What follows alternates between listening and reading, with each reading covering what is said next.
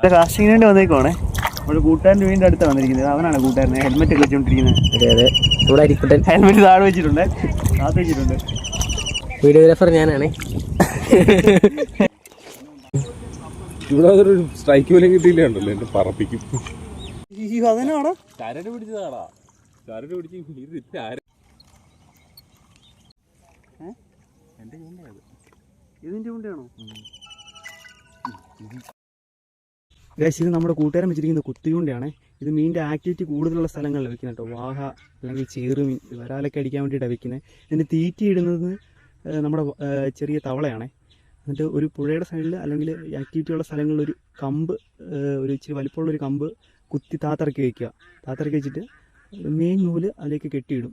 എന്നിട്ട് ഒരു ഈർക്കിലി കഷ്ണമല്ല, ഒരു അത്യാവശ്യം വലിപ്പമുള്ള ഈർക്കിലി, ഒടിയാത്ത ഈർക്കിലിയാണ്. ഈർക്കിലി ജസ്റ്റ് ആ കമ്പിൻ്റെ സൈഡിൽ വഴി ഇങ്ങനെ വളച്ച് വയ്ക്കും. എന്നിട്ട് അതൊരു നൂല് വെച്ച് ചുറ്റി വയ്ക്കും.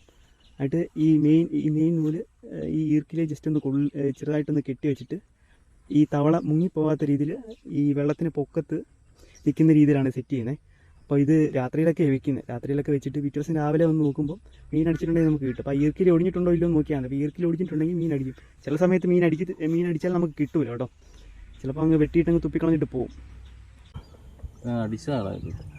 അടിച്ചിട്ടുണ്ട്, പക്ഷേ അത് തീറ്റി എടുത്തിട്ടില്ല. വെക്കുന്നുണ്ടേ. ഇല്ല, അത് വേറെ മീനോട് എന്നാലും ഇങ്ങനെ ഇട്ടിട്ട് പോയിട്ട് ഒരെണ്ണം കിട്ടിയത്. നിനക്ക് വെച്ച് നേരത്തെ ഒന്ന് എടുത്തുകൂടാ? സമയമില്ലായിരുന്നു, വീഴ്ചയൊന്നുമില്ല, ചെറുതല്ലേ. കൊണ്ടുപോകണം, കറിക്ക് കൊണ്ടുപോകാൻ.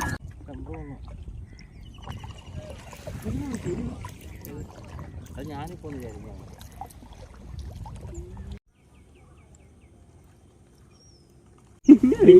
ദേഷ്യം ആ ചൂണ്ടയും നോക്കിട്ട് പറഞ്ഞു.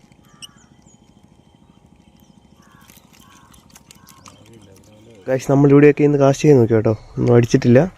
ഇനി അടുത്തൊരു വീഡിയോയിൽ കാണാം. Okay, by.